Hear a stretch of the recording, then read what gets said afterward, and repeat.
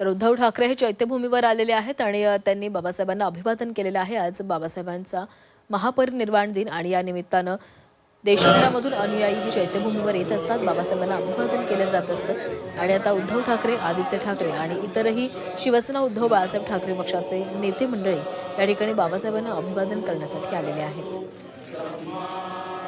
चैत्यभूमीवर अनुयायांची मोठी गर्दी झालेली आहे। अनुयायांची कोणतीही गैरसोय होऊ नये यासाठी विशेष काळजी घेतली जाते। संपूर्ण परिसरात लक्ष देखील ठेवलं जात आहे। काही वेळापूर्वीच मुख्यमंत्री आणि उपमुख्यमंत्र्यांनी बाबासाहेबांना अभिवादन केलेलं होतं। आता उद्धव ठाकरे, आदित्य ठाकरे या ठिकाणी पोहोचलेले आहेत आणि त्यांनी देखील बाबासाहेबांना अभिवादन केलं।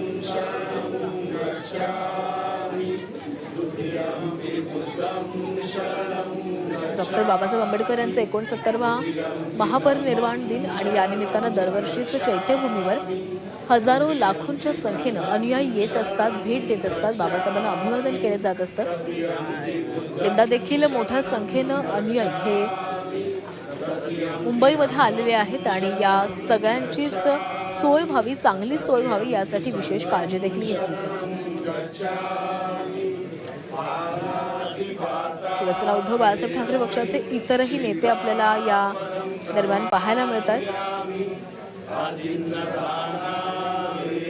काही वेळापूर्वीच मुख्यमंत्री आणि उपमुख्यमंत्र्यांनी अभिवादन केलेलं होतं आणि आता उद्धव ठाकरे आणि आदित्य ठाकरे हे अभिवादन करताना आपण पाहतो।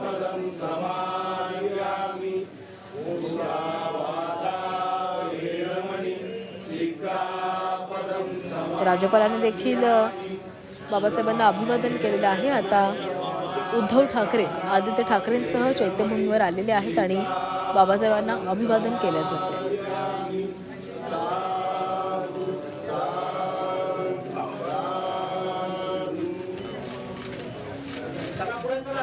अनेक नेते मंडळी चैत्यभूमीवर येतील आणि बाबासाहेबांचं दर्शन घेतील, बाबासाहेबांना अभिवादन करतील आणि आता उद्धव ठाकरे आणि आदित्य ठाकरे यांनी देखील अभिवादन केलेलं आहे।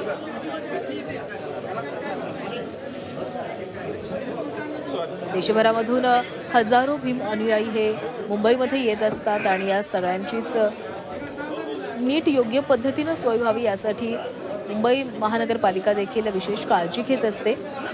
अनेक ठिकाणी विविध सोयी सुविधा करून देण्यात आलेल्या आहेत। सोबतच पोलिसांचा सुरक्षा व्यवस्था देखील ठेवण्यात आलेली आहे।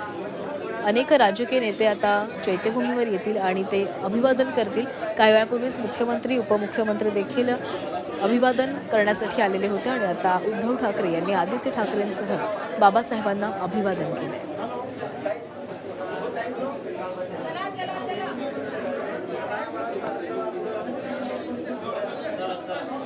सध्याची दृश्य आपण चैत्यभूमीवरची पाहतो।